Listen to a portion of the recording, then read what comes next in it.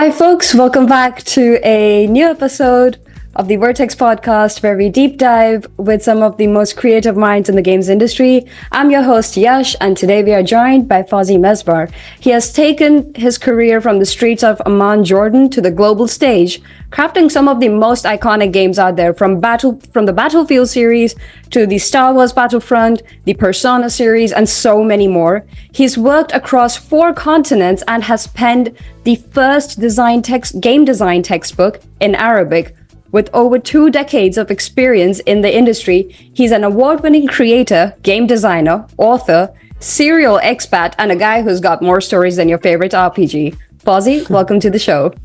Yes, thank you so much for having me, and what a humbling intro. Good to be here.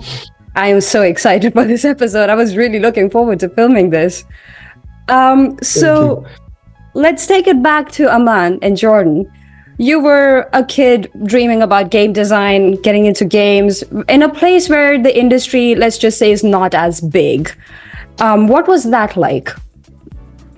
Yeah, that was an interesting journey. So, I think I grew up playing video games. I was a huge fan of playing video games since I was a little kid, and I just wanted to make them. I thought that would be a cool thing to do, but I had no idea how to go about doing that. I've never really met a game developer before, or know anyone who knows a game developer, for that matter. In my eyes, they were all like magicians that live somewhere else, and they do some kind of wizardry, and games come out of it. But at some point I thought, if I'm going to make a video game, then I'm probably going to need to study computers, because they probably use computers to do this magic. So I studied that. I went into computer science in the University of Jordan. And at the time, I was a big fan of Japanese video games. And in my mind, games only were made in Japan. So I was like, maybe I should also study Japanese, because that's where games are made. And I ended up studying that as well as a hobby. And I think between the university and the Japanese language school, I ended up meeting a bunch of other people that had very similar ideas to mine. And they were like, how about we just get together and we start making a video game together? Which was a fun experience, to say the least. So yeah, we just rented a little place. We got ourselves together. Each of us brought our computers from home, and then we just started to make a video game. It was a Game Boy. We wanted to make a demo for the Game Boy Advance. That was around 2002, 2003.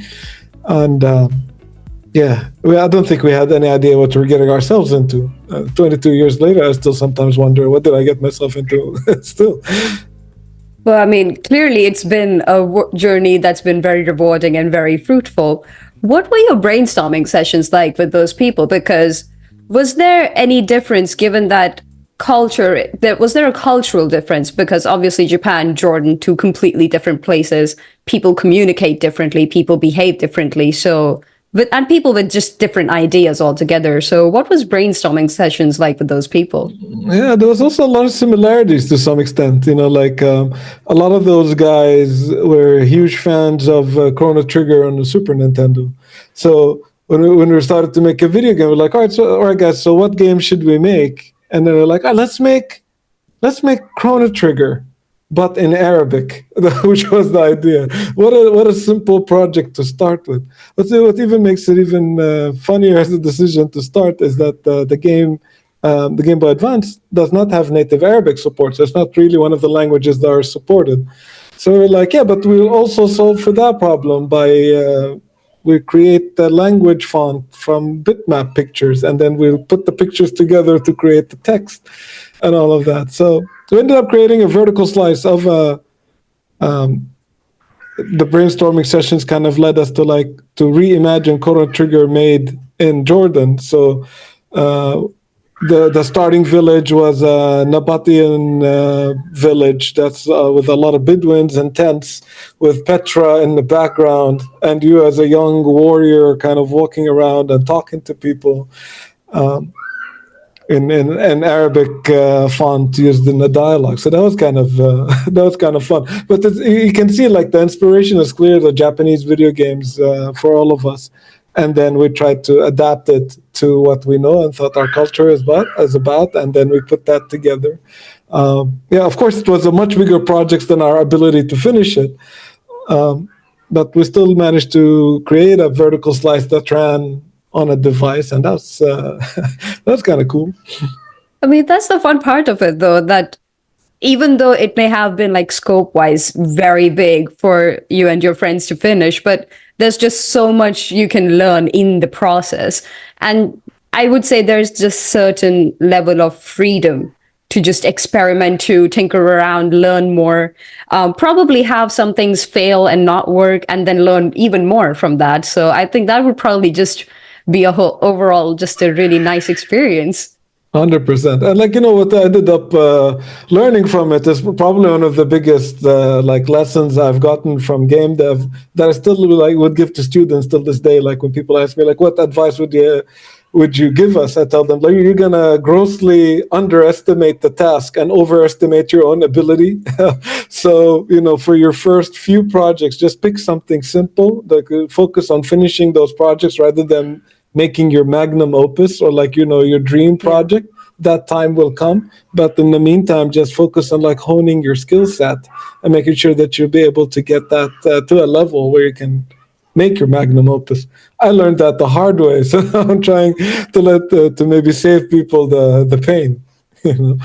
This has been a running theme in this podcast, I would say, right actually from episode 1 till this current episode.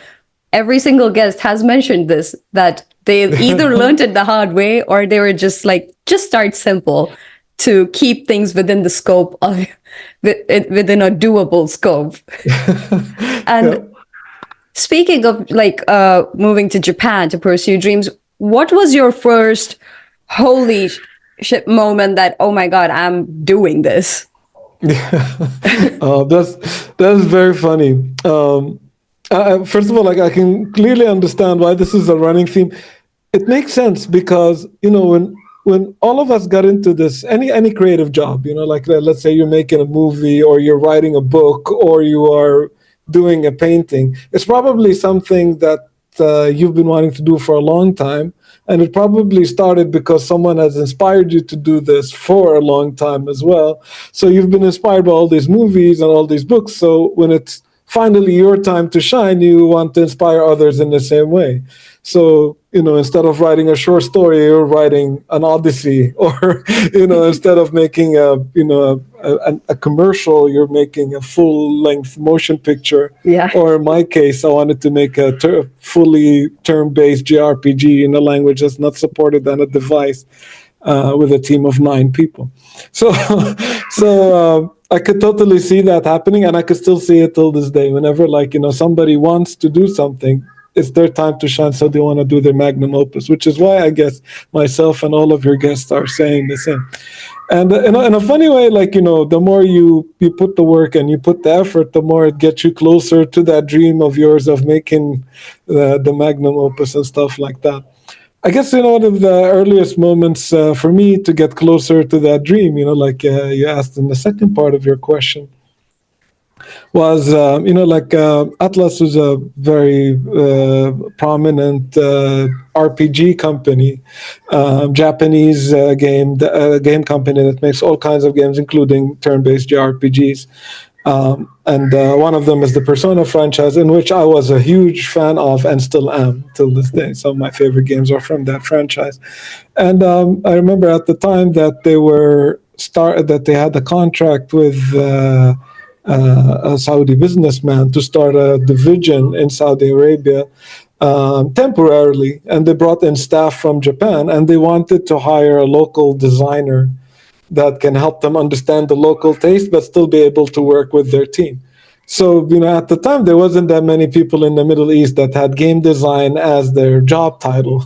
I was amongst the very, very few people that had at the time maybe 4 or 5 years of experience just doing game design. And then, in the interview, the guy started talking to me, and I replied to his questions in Japanese.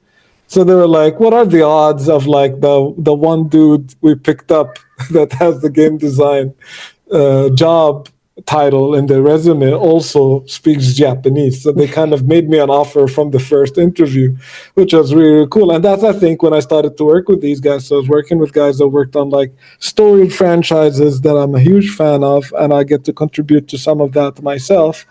And then, I was the only person in my team that was not Japanese for a long period of time. I was like, oh, okay, so like this is happening.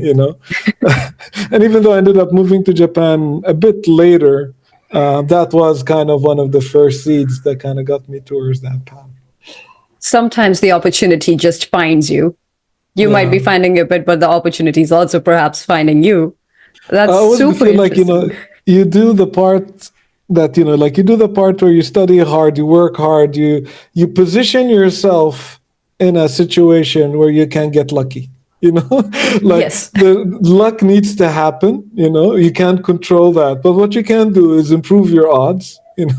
So you put all your chips in the places. Like you go like, I'm gonna go full on this game design thing. I'm gonna put that on my LinkedIn or whatever the equivalent of it at the time. I can't even remember now. I'm gonna learn Japanese just in case. And if this guy's gonna call me for an interview, I'm gonna show up and I'm gonna try my Japanese on this guy in this interview. So, like there's a lot of stuff that you can do, but all of that to come together is pure luck as well. Yeah, I agree. I'm a big believer that like luck is definitely an important factor as much as your hard work and your resilience is. But it is always good to like learn as much as you can. And then, because like you said, like just in case luck comes around knocking at your door, you're like, hey, I'm prepared. I have everything ready. I'm good to go. You never know. I always say there's no such thing as useless knowledge. In university, I got a part-time job DJing at the radio station, and I got that job because I knew a lot of songs. Like my interview questions, like name 3 songs by this guy, and I'd be like, answer the question by just naming songs and albums and random music trivia. So you never know. I agree.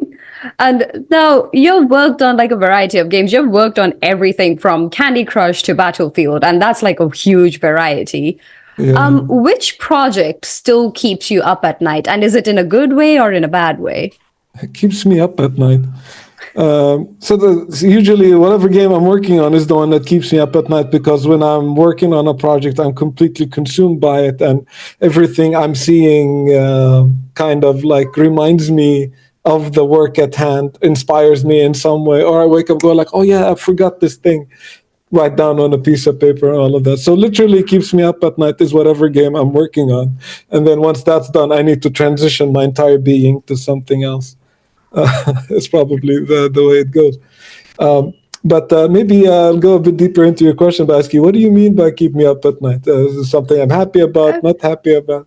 Yeah, I mean, like something, maybe you've worked on a project that's at a personal level been so impactful that it stayed with you, that maybe you've learned something from it that you're like, I'm never going to forget this. This is stuck with me for the eternity.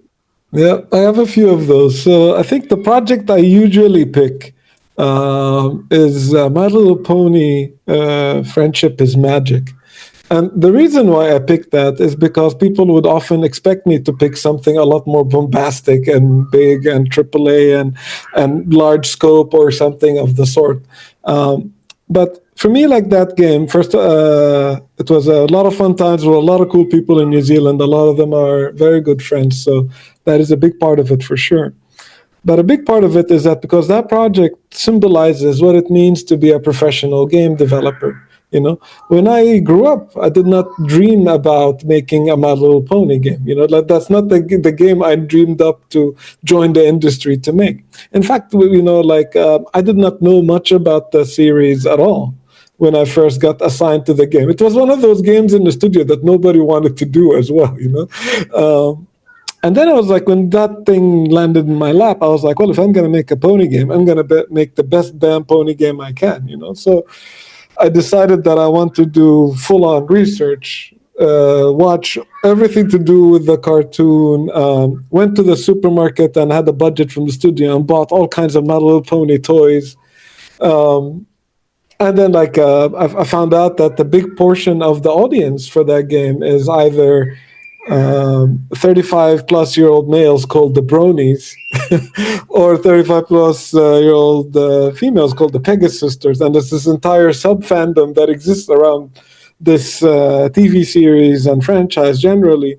I was on the subreddit Equestria Daily reading what everybody else is writing. So I thought, like, in order for me to make a game for the fans, I needed to become a fan myself to some extent. And I think to some point, I could still name like 600 ponies and their cutie marks. So, and I think that's really what symbolizes what it means to be a game developer, is because like we put so much heart and soul into making that game, even though I wasn't a fan myself. It showed in the success of the game that came afterwards. So this game has been live for over 14 years now. In fact, I think it was last year, I was doing a keynote in Romania where a young developer came up to me afterwards and said, like, I grew up playing that game and I studied game design, and now I work for Gameloft and I'm operating the game in live. And that for me is kind of wild to know, like, this is a project that I never expected that will have that long tail, and it's not something that I'm passionate about to begin with, and it had such a long effect. And that for me is what symbolizes what it is to be a professional, you know.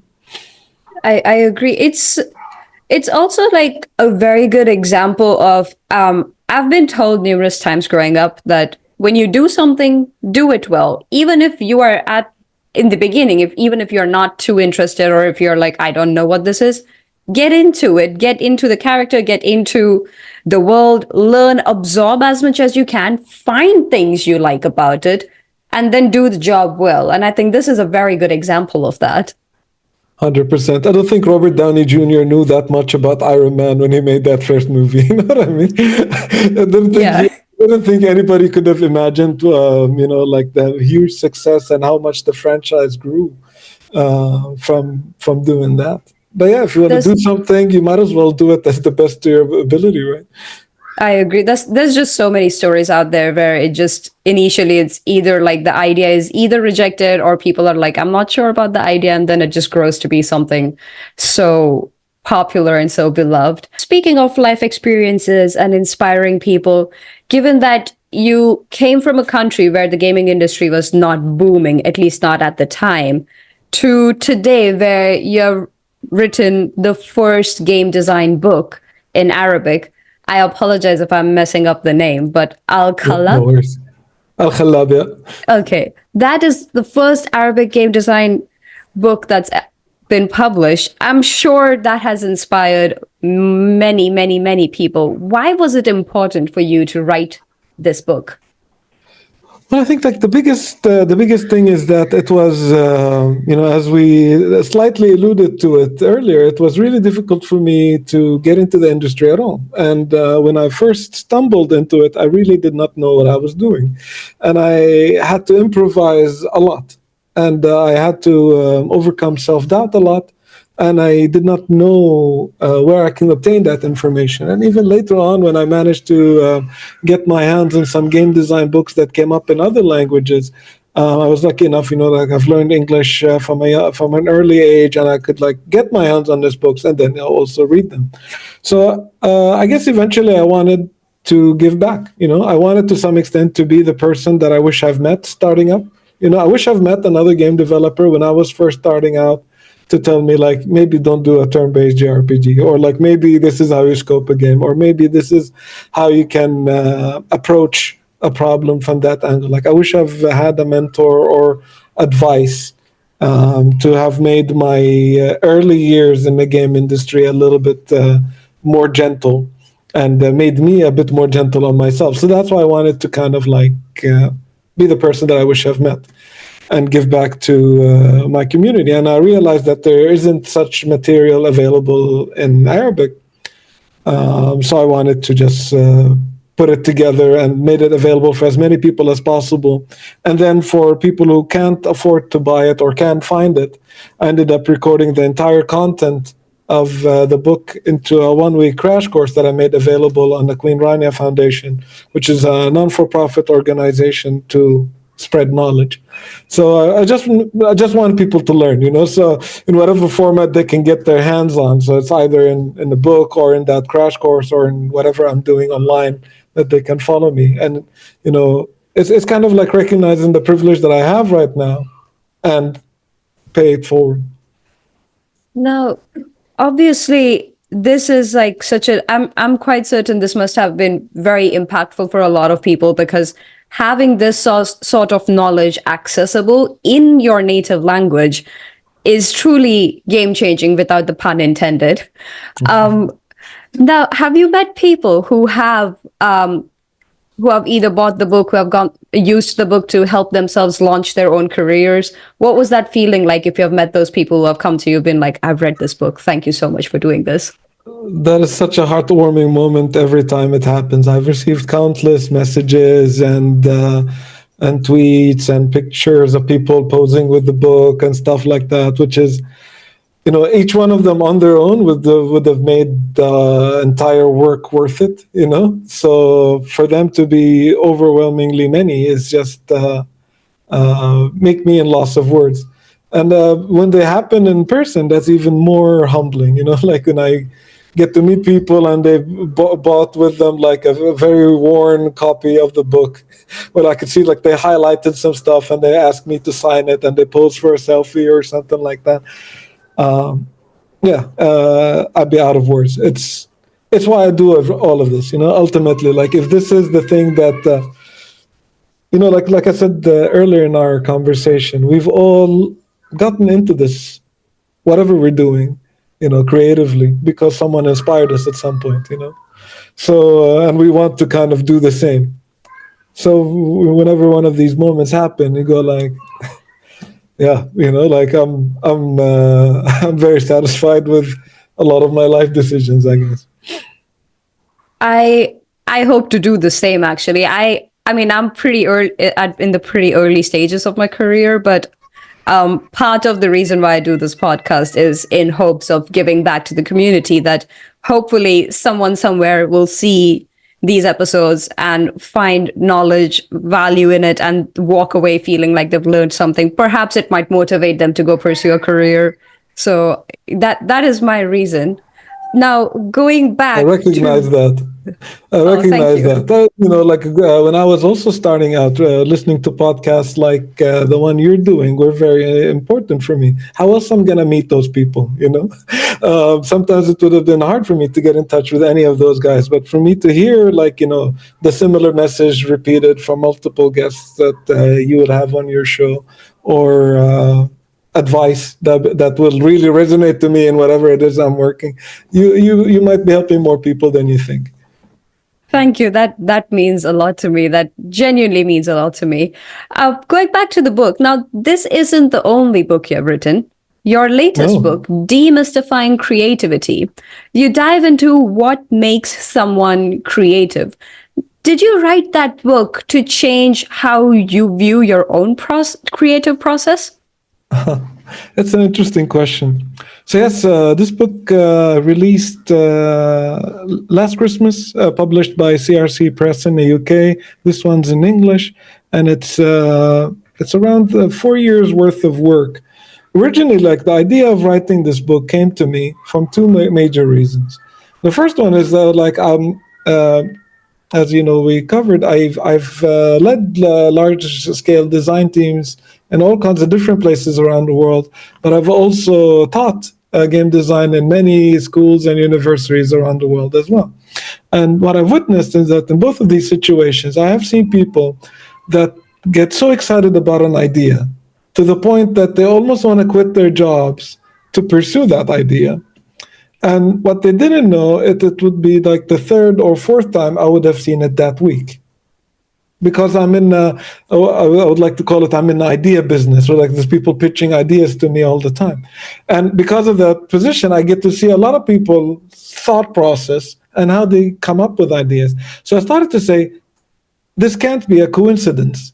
There must be a method to this chaos of creativity. There must be some pattern in how people come up with ideas, and why do that happen. So I started to really delve myself into investigating this. Some of my friends told me that I became slightly obsessed with the whole topic of creativity to some extent. Not as much practicing it, which we all do, as much as understanding it, like how does it happen and why. So I started diligently studying the neuroscience and the philosophy and the psychology of creativity and how it happens, but also asked my designers and my students if I could survey them and ask them questions to kind of understand their creative process even better. And they accepted, and now not only did I have observations, but I also have data to which I can start to record some of my observations into this book that I ended up publishing. That's again super interesting. I like the idea of I like psychology. I wouldn't say the idea of psychology, more like I do like psychology. It's just such an interesting subject, understanding how people think, how people behave, what influences them to behave the way they do. What was your most interesting finding when you did all this research, when you surveyed all these people, studied all the psychology and neuroscience? What was your most interesting finding about people and their creative thought process? So what I wanted to, so it's a big reason why I ended up writing the book, is I wanted people to practice what I'm calling creative sobriety. And by creative sobriety, I mean that I want people to kind of come to understand how did they arrive at an idea. So, like when we mentioned earlier, like whatever we create has to come from somewhere in our life journey. For most people, whenever they create, it is from their life journey, but they do it intuitively, and they don't really know what triggered that idea to begin with. And another thing is that a lot of times we are triggered to create based on something that we've seen or witnessed. So, like, for example, we watched a movie or we read a book or something like this. So in my book, I wanted to allude into what originality really is, because originality at its heart is statistically unlikely ideas. Because when you create something original, that means it's something novel, an idea that is so unprecedented that it becomes an origin of inspiration for everything that comes after that. That's where the term originality comes from, actually. So if I want to create something so unprecedented, so statistically unlikely, how do I arrive at that? That becomes a lot more difficult, So basically in sobriety, what I'm advocating for is playing the odds game. So, what are the odds for somebody to play a very popular game like Dark Souls and becoming a game developer? Very high. And if what we do inspires us, then you start to see Dark Souls pretty much in a lot of games that we are making, because we're inspired by what we do.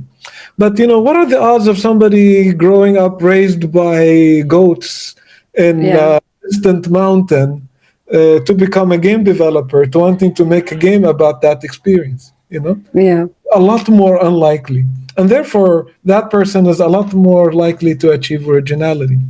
So to some extent, what I'm advocating for is, when you come up with an idea, can you trace it back to the origins of inspiration that caused it? And then can you assess the probabilities of such, so that you can determine if you would arrive at originality or not? That, I would say, also in a way makes some room for introspection, because it's obviously you're trying to trace it back to the origins. But at the same time, in that process, you're perhaps also thinking, why did I come up with the idea? Okay, I found the origin. Why am I so connected to this particular memory or this particular experience, and why is it influencing? I think that entire process perhaps will also enable people to learn just so much more about themselves.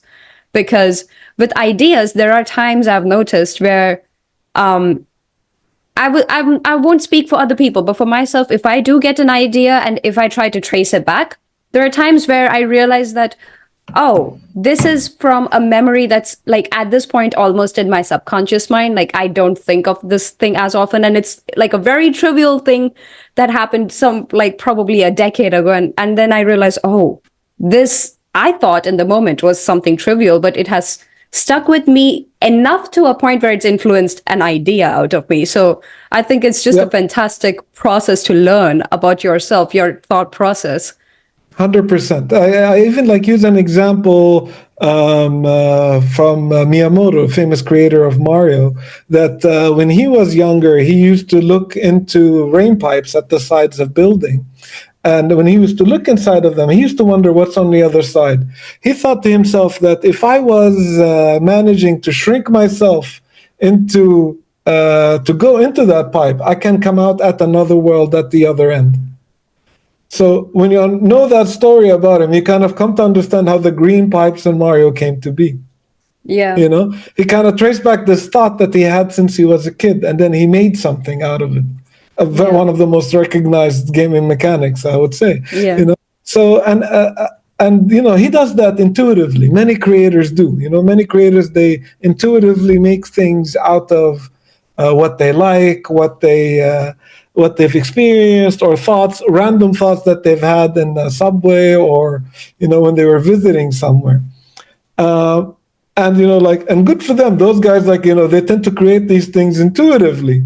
But for other people that, let's say, they're caught in a creative block, let's say, or something of the sort, creative sobriety, which is basically me advocating for you understanding yourself more, or advocating for you sitting with yourself more and trying to remember those memories that you might not have thought much of. It will arm you to create something truly unique and truly you know, in a way that no one can take it from you, you know, like you can't get more original than that, I guess. Yes, I agree.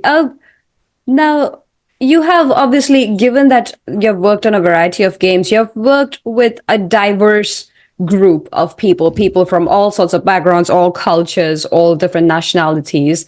And you are a strong advocate for diversity in games.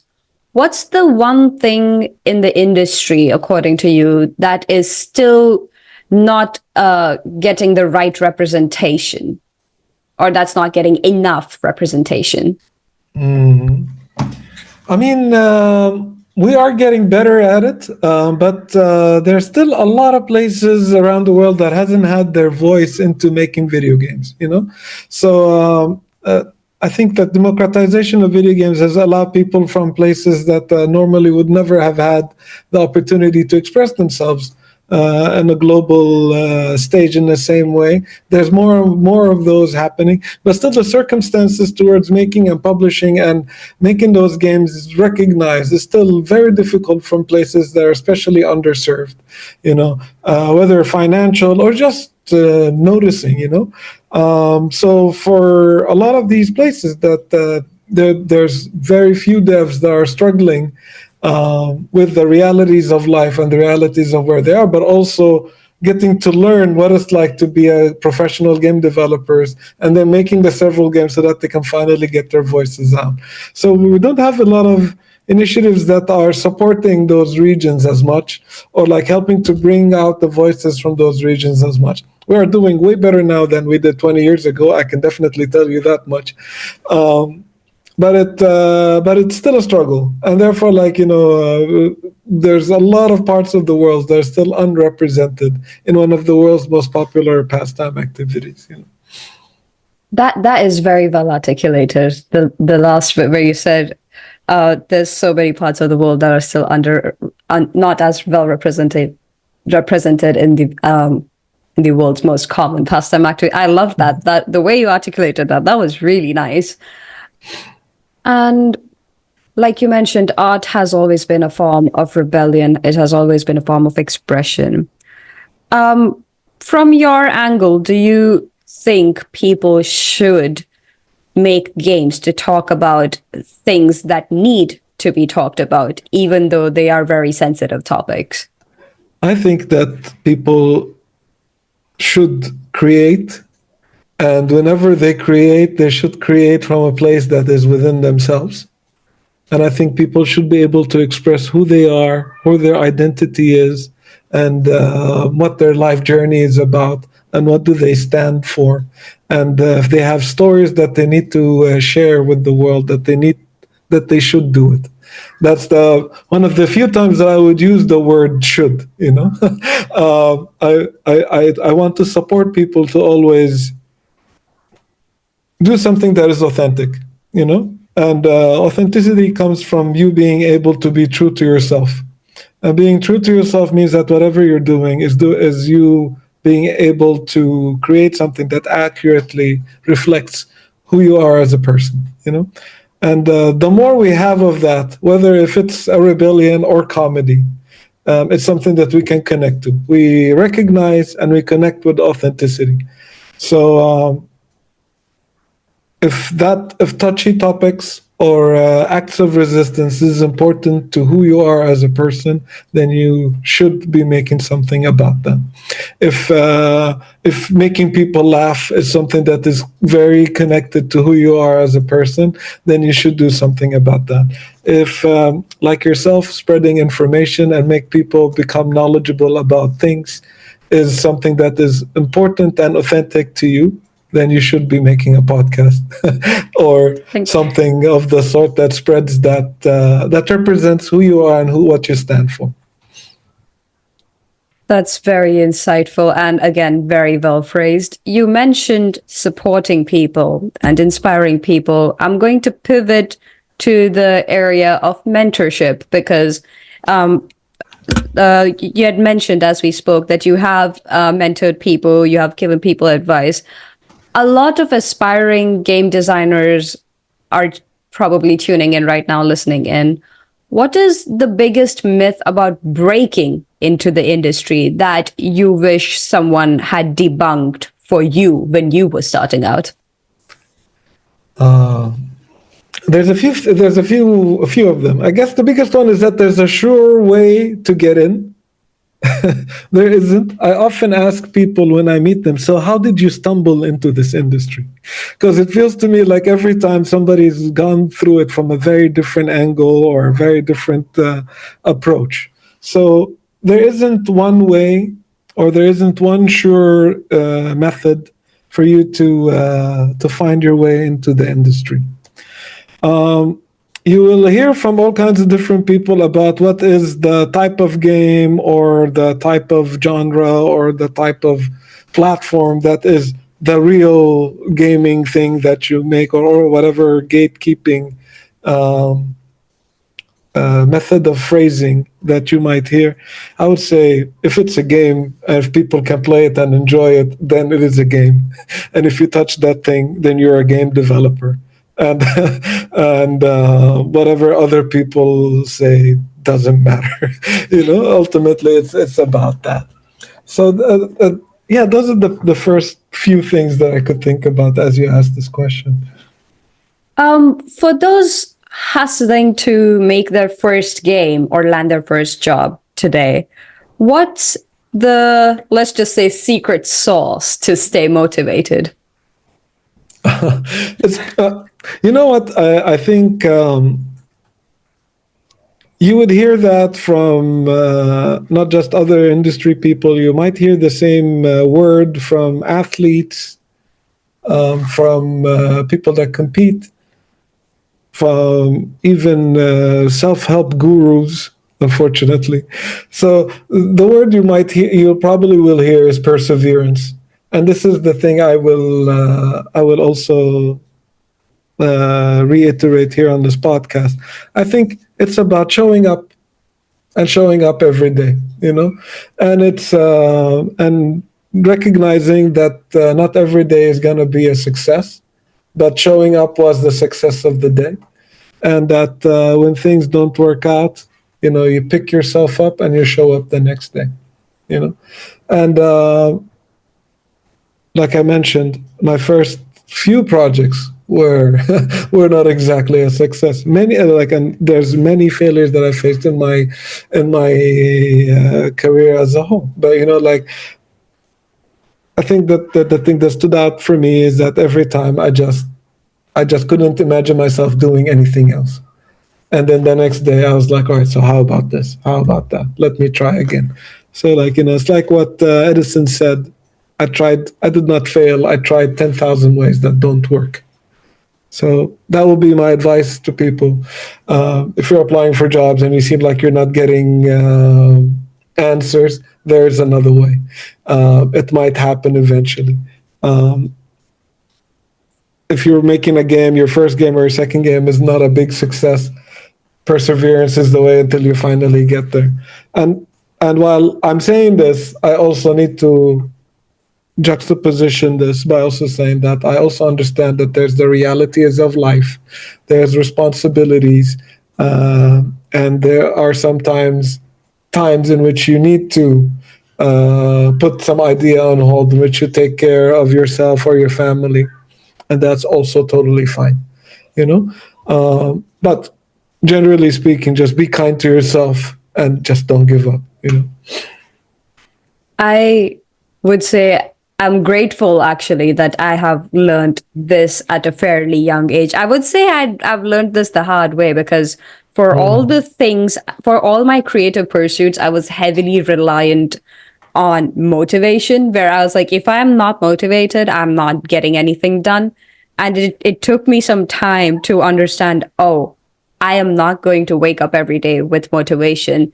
In this, if I want to pursue all these creative ideas, I need to have a certain level of discipline. I need to have a certain level of perseverance, because the days where I don't have motivation, discipline and perseverance is going to get me through. And that even if I make 1% progress every day, that is still progress. It's far better than just absolutely doing nothing. And that is for me personally, that's such an important message that I try to give out to people as far as I can. I'm like, listen, I'm by no means an expert, but I want to tell you that I've learned this, and this has saved me a lot of pain and trouble. So for what it's worth, if you take and make of it what you will. Now, well said. Well said. I completely yes. agree. You know, the hardest part of being in the gym is getting there. You know, Yes. once you're there, things kind of move forward, right? Yeah. Once you get there, you're like, you can't just walk in the gym and be like, I'm gonna go back home now. I saw the gym. Yeah. Once you're there, you're there. So now you've worked on so many different creative pursuits. You've written a game, you've worked on so many games, you've been on podcasts. What's the next big mountain you want to climb? You know, like I always have a stack of side projects that I have on the side. So there's like the main project, which is whatever game I'm working on right now. And I don't know if I'll ever stop doing that. You know, I kind of like making this game, moving on to the next one, to the next one. But I always have like a stack of side projects of stuff I need to do. So, you know, writing the books were some of them. I did a master's degree. That was one of them.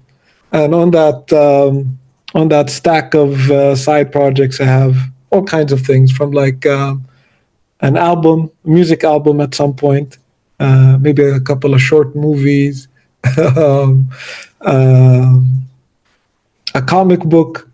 So yeah, I have a few of these kind of like side projects, and I don't see them as hills to climb, so to say, as much as these are things that give me creative output, you know, outside of my day job, which is also very satisfying creatively. But those are like, you know, my thing. You know? Yeah. That is just purely myself, in which I can just lose myself in it and completely represent myself in what I'm doing. So yeah, I have a bunch of these. They're not mountains to climb as much as like stuff I look forward to do. My promise to myself though is I only pick one at a time. So if I picked one off of the stack, I can't pick anything else until I finish it. So basically, I stress myself into finishing things by exciting myself about the other things. Like, well, if you finish this book, is what I told myself for the past 4 years as I was writing Demystifying Creativity. I was like, once you finish this book, you can start writing that comic, you know. So that really motivated me actually to get it done, especially after like the months turned into years. And now I'm super hyped. I started writing a bit in my comic, and I'm kind of like enjoying the process so far. I should do that because I have a lot of creative pursuits I'd like to do. Much like you, I do also want to produce a music album. But I think my weak point is I have so many options. Like I keep thinking, and then I'll just have so many options that my brain will say, let's pick 6 of these and try pursuing it all. And that's a recipe for disaster because then we all know nothing's going to happen. So I think I should take that trick. I'm going to steal that one and just be like, if I can just tell myself, if I can give myself an incentive, finish this and you can go to that one, that would really help. I highly recommend it because, like for a creative endeavor, because we feel like there's something that we need to say, oftentimes starting the creative process would be satisfying enough. And then you're stuck with the guilt of not finishing it, which is not that great. So I tried to motivate myself with maybe trying to finishing things is the end game motivation instead, I try to sometimes if I'm struggling a bit, I try to gamify my life in a way. Like I'll try to treat it like it's a level, and I'll tell myself, okay, if you finish this level, the upgrade you're gonna get is either you, I don't know, get yourself a nice meal or something of the sort. So it kind of makes things that much fun. Yeah, 100%. If you could send a message to your younger self, to the kid back in Jordan who is dreaming of breaking into games, what would you tell him? There's a bit of what I also told you,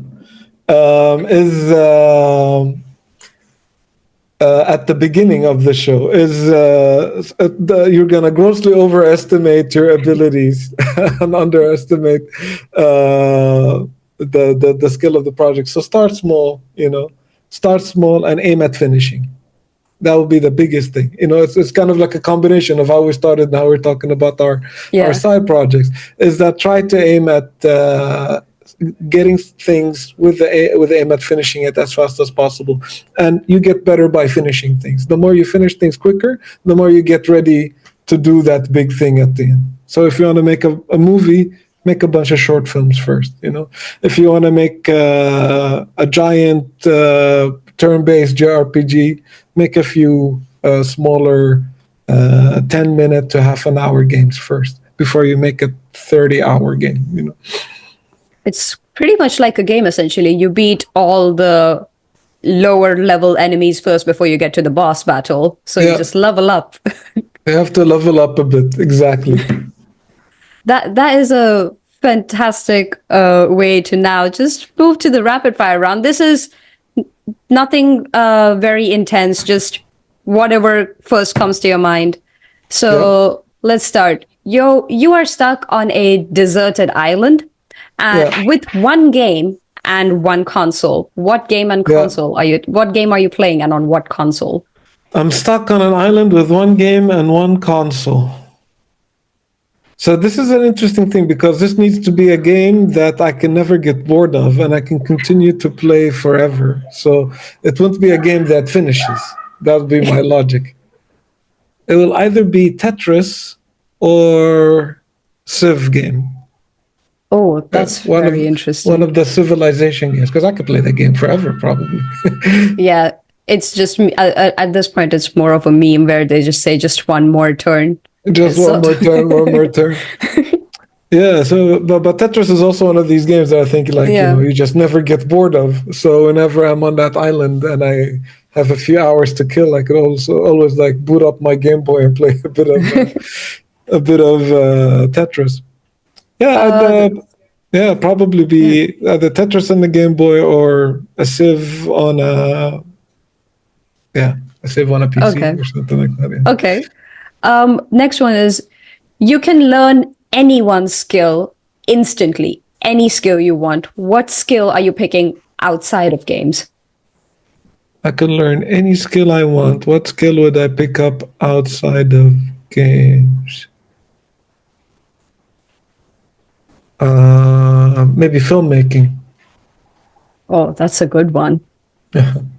I think I would pick music production because I really like it. It's just taking some time to learn everything I can.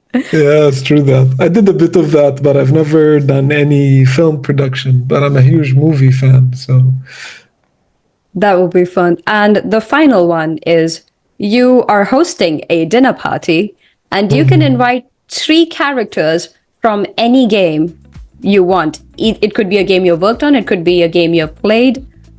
Who are the 3 characters at the table? 3 characters at the dinner party. I definitely don't want Link because it doesn't say much. Let me think. 3 characters. Guybrush Threepwood, he's very funny. And he has a lot of adventure stories that he could tell. He also seems to never shut up, so he'll have a lot of nice stories to say. Guybrush Threepwood is one of them from the Monkey Island series. Kiryu from the Yakuza games. He seems like a fun guy and a lot of fun discussions to be had. He's also like, a tough guy with a soft heart. Who else? Maybe Yofi from Final Fantasy VII. She's a riot. Okay. Yeah. She's a riot. She's a lot of fun. She makes everybody laugh. That is a very interesting set of characters. And that's a fantastic note to wrap up this episode on. Thank you so much for doing this. I really appreciate your time. Thank you for having me, Yash. I really appreciate that. It was a lot of fun. That's it for this one, guys. I hope you enjoyed. Leave us a comment, like the video if you enjoyed this. It really helps the channel. And I'll see you guys next week for a brand new episode of the Vertex Podcast. Bye, guys.